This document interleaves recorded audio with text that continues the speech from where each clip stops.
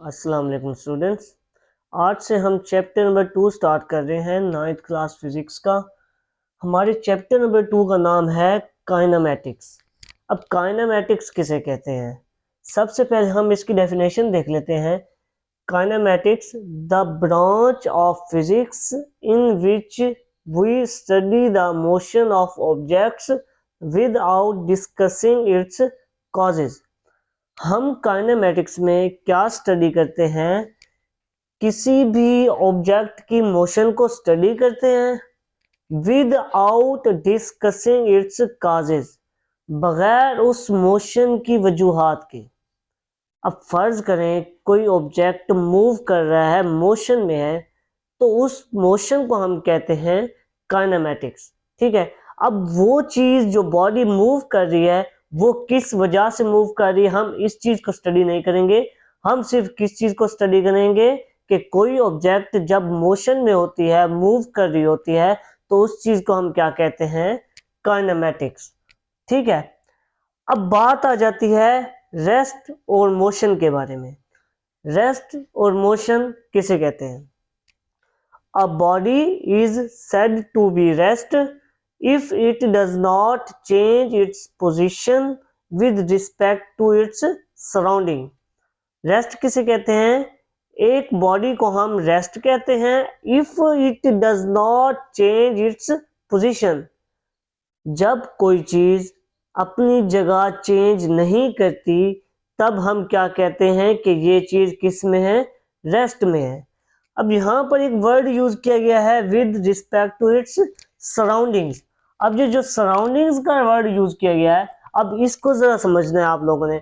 Surroundings का मतलब होता है माहौल, कि अगर कोई ऑब्जेक्ट रेस्ट में है। अब फर्ज करें मेरे सामने ये एक बोर्ड मार्कर एक जगह पर टेबल पर पड़ा है। ठीक है। अब इस बोर्ड मार्कर के लिहाज से मैं क्या हूं, इसका सराउंडिंग हूं, माहौल हूं। ठीक है ना। अब मेरे लिहाज से ये जो मार्कर है ये किस चीज में पड़ा है, रेस्ट में पड़ा है। ठीक है ना। मैं इसका क्या हूं, सराउंडिंग। सराउंडिंग्स के लिहाज से ये जो ऑब्जेक्ट किस चीज में पड़ा है, रेस्ट में पड़ा है। ठीक है ना।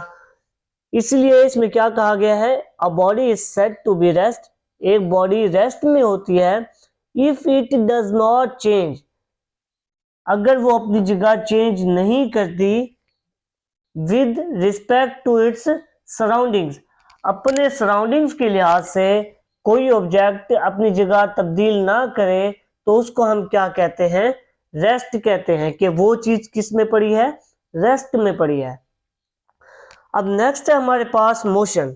अ body is said to be motion if it change its position with respect to its surrounding. अब कोई ऑब्जेक्ट जब मूव कर रहा होता है या मोशन में होता है तो अपने सराउंडिंग्स के लिहाज से वो क्या होता है, मोशन में होता है। अब कोई ऑब्जेक्ट मूव कर रहा है अपने सराउंडिंग्स के लिहाज से तो उस चीज को हम क्या कहते हैं, मोशन। अब यहां पर एक एग्जांपल ले लेते हैं। अब फर्ज करें एक गाड़ी जा रही है, अब उसके अंदर दो पर्सन बैठे हैं। ठीक है। एक पर्सन को नाम हम दे देते हैं ए का और दूसरा बी। ये हमारी गाड़ी के अंदर दो पर्सन बैठे हैं। ठीक है।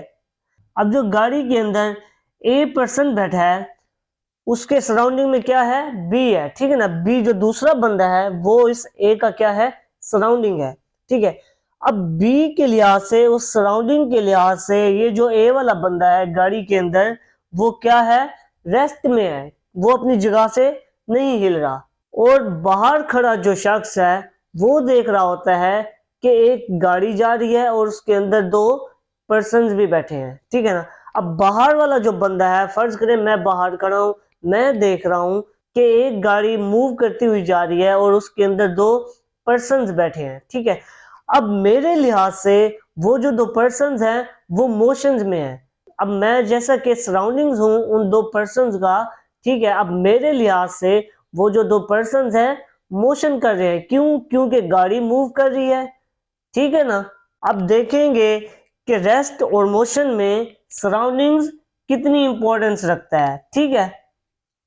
अगर कोई बॉडी अपनी जगह चेंज नहीं करती तो हम क्या कहते हैं, वो चीज किस में पड़ी है, रेस्ट में पड़ी है। अगर कोई बॉडी अपनी जगह चेंज करती है या पोजीशन चेंज करती है अपने सराउंडिंग्स के लिहाज से, तो हम क्या कहते हैं कि वो बॉडी किस में है, मोशन में है। ठीक है, अब हमारे पास कुछ टाइप्स ऑफ मोशन है। कौन कौन सी?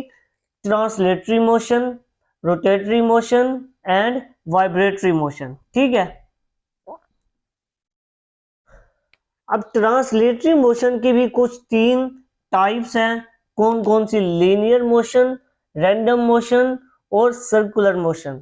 अब इन टाइप्स को हम ब्रीफली एक्सप्लेन करते हैं।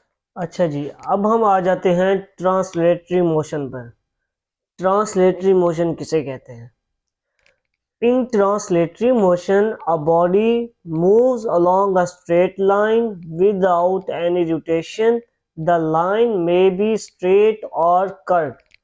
ट्रांसलेटरी मोशन किसे कहते हैं कि अगर कोई बॉडी स्ट्रेट लाइन में जा रही है विदाउट एनी रोटेशन, बगैर रोटेट किए, ठीक है ना, बगैर घूमे एक लाइन में जा रही है, द लाइन में बी स्ट्रेट और कर्व। अब वो लाइन स्ट्रेट भी हो सकती है, वो लाइन सीधी भी हो सकती है और कर्व्ड भी हो सकती है, लेकिन जा किस में रही होगी? लाइन में ही जा रही होगी। ठीक है ना, इधर उधर रैंडमली वो मोशन नहीं करेगी। ठीक है ना, तो ऐसी मोशन को हम क्या कहते हैं? Translatory motion. ट्रांसलेटरी मोशन किसे कहते हैं कि अगर कोई बॉडी एक स्ट्रेट लाइन में जा रही है, जो कि सीधी लाइन भी हो सकती है, सीधी लाइन में भी जा सकती है, और वो कर्व्ड लाइन में भी मूव कर रही हो, तो उस मोशन को हम क्या कहते हैं? Translatory motion. ठीक है, अब for example a car moving in a straight line, कि कोई एक कार सीधी लाइन में जा रही है, तो क्या मतलब है उसका कि वो किस मोशन में है? ट्रांसलेटरी मोशन में है। अब motion of aeroplane in straight line, कि जो हमारा एरोप्लेन होता है वो भी एक स्ट्रेट लाइन में ही मूव कर रहा होता है, तो इसका क्या मतलब होता है कि एरोप्लेन और वो कार किस चीज में मूव कर रहे हैं? ट्रांसलेटरी मोशन में मूव कर रहे हैं। ठीक है ना, अब कुछ टाइप्स हैं ट्रांसलेटरी मोशन की। हमारे पास जो पहली टाइप है वो है लीनियर मोशन। लीनियर मोशन किसे कहते हैं? If motion of a body is in straight line it is called linear motion, कि कोई बॉडी या ऑब्जेक्ट एक सीधी लाइन में मूव कर रही है, कि क्या मतलब है इसका? वो मोशन कौन सी है? लीनियर मोशन है। For example motion of freely falling body. अब कोई भी हम ऑब्जेक्ट यहाँ से, फर्ज करें ये बोर्ड मारकर हम यहाँ से नीचे गिराते हैं, तो ये सीधी लाइन में ही नीचे गिरेगा, इधर उधर रैंडमली नहीं जाएगा। तो क्या मतलब है इसका? ये जो बोर्ड मार्कर होगा वो क्या होगा? लीनियर मोशन में नीचे जाएगा। अब जो नेक्स्ट एग्जांपल है motion of aeroplane in straight line. ठीक है ना, अब जो एरोप्लेन होता है वो भी साफ जाहिर है सीधा ही जा रहा होता है, इधर उधर रैंडमली नहीं जाता। तो क्या मतलब है इसका? वो एरोप्लेन भी क्या है? लीनियर मोशन में मूव कर रहा होता है। ठीक है, अब नेक्स्ट हमारे पास टाइप है ट्रांसलेटरी मोशन की, सर्कुलर मोशन। सर्कुलर मोशन किसे कहते हैं? If a body moves along a circular path then its motion is called circular motion, कि कोई बॉडी एक सर्कुलर पाथ में, एक सर्कुलर वे में मूव कर रही है, तो उस बॉडी को हम क्या कहते हैं? उस मोशन को हम क्या कहते हैं? सर्कुलर मोशन कहते हैं। For example a stone tied at the end of string move in circle. अब फर्ज करें हम क्या करते हैं? एक स्ट्रिंग लेते हैं जिसे हम धागा कहते हैं, ठीक है ना, उससे हम एक पत्थर के साथ बांध देते हैं। अब उस स्ट्रिंग को क्या करते हैं? हम घुमाते हैं, तो वो जो पत्थर होता है वो सर्कुलर मोशन में मूव करता है, तो उस मोशन को हम क्या कहते हैं? Circular motion. कि कोई ऑब्जेक्ट या बॉडी सर्कुलर पाथ में मूव करे, मोशन में हो, तो उस मोशन को हम क्या कहते हैं? सर्कुलर मोशन कहते हैं। ठीक है, अब रैंडम मोशन किसे कहते हैं? द डिसऑर्डर्ड और irregular motion of object is called random motion, कि किसी भी बॉडी की ऐसी मोशन जो कि रैंडम हो, जिसकी कोई तरतीब ना हो, ठीक है ना, उस ऑब्जेक्ट की मोशन को हम क्या कहते हैं, रैंडम मोशन। अब फर्ज करें फॉर एग्जांपल हमारे पास फ्लाइट ऑफ बटरफ्लाई। अब ये जो हमारे पास बटरफ्लाईज होती हैं, तितलियां वगैरह, ये रैंडम मोशन में मूव करती हैं, मतलब एक लाइन में नहीं जाती, कहीं इधर जाती है कहीं इधर जाते हैं। अब जैसा कि बटरफ्लाईज कभी इधर उड़ती हैं, कभी इस साइड पे, कभी इस साइड, कभी इस साइड, कभी इस साइड पे, इस तरह इनकी कोई तरतीब नहीं होती, ठीक है ना। ऐसी ऑब्जेक्ट की मोशन जिसकी कोई तरतीब ना हो, ठीक है ना, उस ऑब्जेक्ट के मोशन को हम क्या कहते हैं, रैंडम मोशन। ठीक है, आई होप ट्रांसलेटरी मोशन के बारे में आपको पता चल गया होगा और ट्रांसलेटरी मोशन की टाइप्स के बारे में भी आपको पता चल गया होगा। अच्छा जी, अब हम बात करते हैं दूसरी टाइप ऑफ मोशन की, रोटेटरी मोशन। कि रोटेटरी मोशन किसे कहते हैं? The spinning motion of a body about its axis. कि किसी भी मोशन का स्पिन करना अबाउट इट्स एक्स एक्सिस, अपने एक्सिस के अराउंड किसी भी बॉडी का मूव करना क्या कहलाता है, रोटेटरी मोशन। यहाँ पर जो वर्ड यूज किया गया है एक्सिस, इसका मतलब क्या होता है कि फर्ज करें ये जो हमारे पास फैन होता है, ठीक है ना, अब फैन के दरमियान में एक जो डंडा सा बना होता है, ये असल में क्या होता है, फैन का एक्सिस होता है। कि फैन इसके अराउंड रिवॉल्व करता है, मूव करता है। अब जैसा कि एक कार के अंदर जैसा कि आप देखते हैं स्टीयरिंग देखते हैं, अब स्टीयरिंग के दरमियान में भी एक डंडा सा बना होता है, तो उसके अराउंड वो स्टीयरिंग रिवॉल्व करता है, ठीक है ना। तो वो जो दरमियान में एक लाइन जो होती है, डंडा जो होता है, उस चीज को हम क्या कहते हैं, एक्सिस। के अपने एक्सिस के अराउंड किसी भी ऑब्जेक्ट का मूव करना, उसे हम कहते हैं रोटेटरी मोशन कहते हैं। क्या कहते हैं, रोटेटरी मोशन। अब जैसे कि आपने गाड़ियों का व्हील देखा होगा, ठीक है, अब व्हील के अंदर एक दरमियान में छोटा सा एक एक्सिल होता है, ठीक है ना। अब उस एक्सिल को हम क्या कहते हैं, बेसिकली एक्सिस ही कहते हैं। उस एक्सिल के अराउंड ही वो रिवॉल्व कर रहा होता है व्हील। आइए समझ।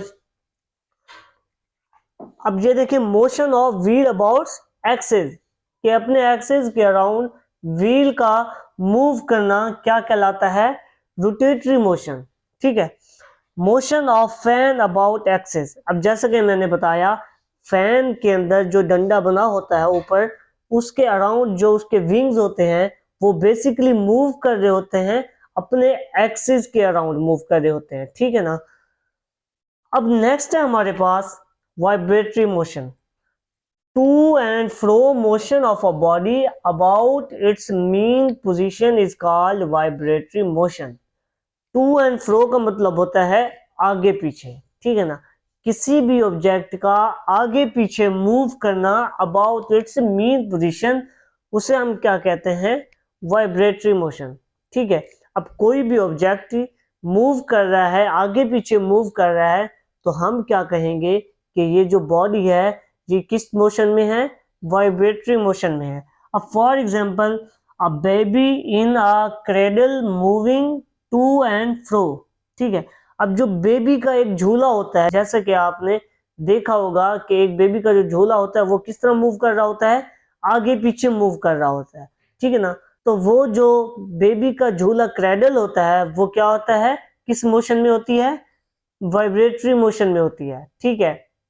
अब जैसे कि आपका मोबाइल है, जब मोबाइल वाइब्रेट पे लगा होता है तो क्या होता है, फोन इधर उधर थोड़ा मूव कर रहा होता है, तो असल में वो क्या हो रहा होता है, वाइब्रेट हो रहा होता है, ठीक है। तो उस चीज को क्या कहते हैं हम, वाइब्रेटरी मोशन। किसी भी ऑब्जेक्ट का या किसी भी बॉडी का आगे पीछे मूव करना, उसे हम क्या कहते हैं, वाइब्रेटरी मोशन। आई होप ये आप लोगों को समझ आ गई होगी। यहाँ तक के लिए इतना काफी। खुदा हाफिज।